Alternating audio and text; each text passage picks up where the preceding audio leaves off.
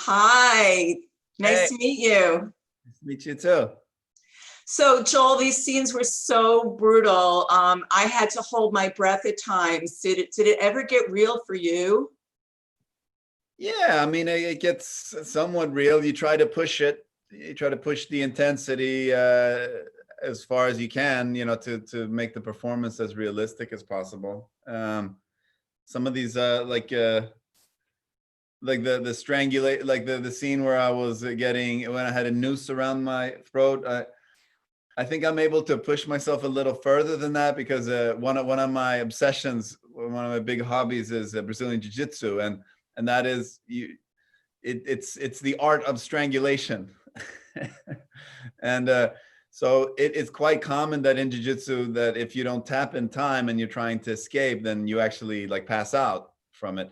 So you become really aware of that moment when your carotid arteries are cut off, when the blood supply to your brain is cut off. So I was able to play around with that level a little bit, and I think I actually like passed out a little bit during shooting that scene, but I was able to keep it right at that level, and so I think it makes for it a little bit more realistic. It did. It was really cool. Yeah. Now I know that you had to do a Brooklyn accent.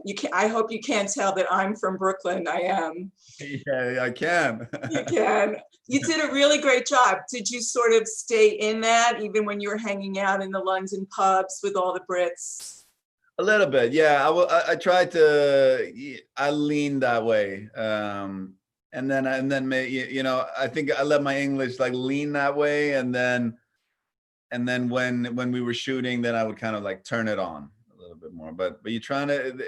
It was a bit of a challenge shooting in London because there's so much with the dialect that's about the musicality of it, the tone, and it makes it so much easier when you're surrounded by it. So when we were shooting in New York, it was so nice, you everywhere around you would hear it, and I'd prefer a conversation with someone that had more of a Brooklyn accent, or even like a Long Island, someone that leaned into their New York dialect.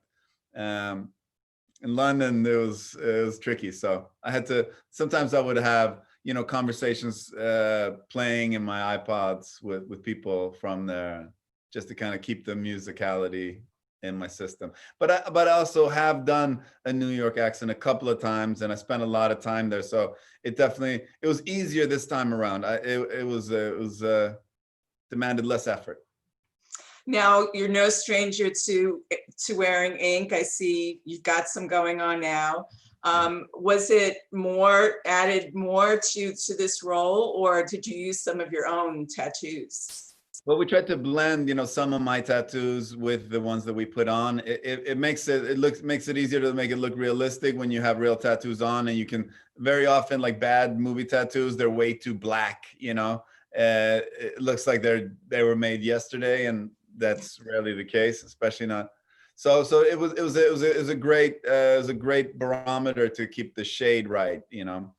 And we spent a lot of time and energy into finding the right tattoos, and they had very specific meanings, for people with Polish heritage, and so it was cool. Oh yeah, do you take a tattoo with you after you shoot a film? Do you get one as sort of a memory of it? I did there. After the first Suicide Squad, we all got tattoos. Oh, I went first, and then everyone else went like the little tiny itsy bitsy ones, and I was like, I thought we were doing this. they weren't as brave. Thank Uh, you so much for joining me, Joel. It was great to meet you. Pleasure to meet you too. All righty, bye-bye. Sure. Always news. Always refreshing. Always candid. Always milling about. Robin Milling delivers what celebrities are saying to you.